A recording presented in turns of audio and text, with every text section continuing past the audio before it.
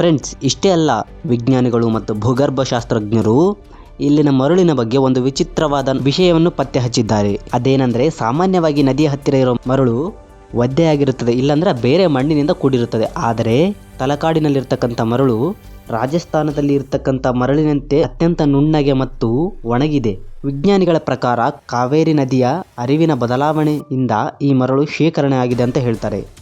ಆದರೆ ಅಲ್ಲಿರುವ ಟ್ವಿಸ್ಟ್ ಏನಂದ್ರೆ, ತಲಕಾಡಿನಲ್ಲಿರುವ ಸುತ್ತಮುತ್ತನ ಹಳ್ಳಿಗಳಲ್ಲಿ ಕಪ್ಪು ಮಣ್ಣು ಮತ್ತು ಫಲವತ್ತಾದ ಭೂಮಿ ಇದೆ. ಇದರಲ್ಲಿ ಆಶ್ಚರ್ಯ ಏನಂದ್ರೆ, ಕೇವಲ ತಲಕಾಡಿನಲ್ಲಿ ಮಾತ್ರ ಈ ಕೆಲವು ಕಿಲೋಮೀಟರ್ ಮಾತ್ರ ಈ ಮರಳು ಹೇಗೆ ಬಂತು? ಮತ್ತೆ ಗಾಳಿ ಬೀಸಿದಾಗ ಈ ಮರಳು ಕೇವಲ ದೇವಾಲಯ ಕಡೆ ಮಾತ್ರ ಯಾಕೆ ಹೋಗುತ್ತದೆ? ವಿಜ್ಞಾನಿಗಳ ಬಳಿ ಇಂದಿಗೂ ಪಕ್ಕಾ ಉತ್ತರ ಇಲ್ಲ. ಫ್ರೆಂಡ್ಸ್, ಇದು ಕೇವಲ ಮರಳಲ್ಲ, ಇದು ಒಂದು ನಿಗೂಢ ಶಕ್ತಿ ಎಂದು ಅಲ್ಲಿನ ಸ್ಥಳೀಯರು ಇಂದಿಗೂ ನಂಬ್ತಾರೆ. ಫ್ರೆಂಡ್ಸ್, ಇನ್ನೊಂದು ಕುತೂಹಲಕಾರಿ ವಿಷಯ ಅಂದ್ರೆ ಇಲ್ಲಿನ ಪಂಚಲಿಂಗ ದರ್ಶನ.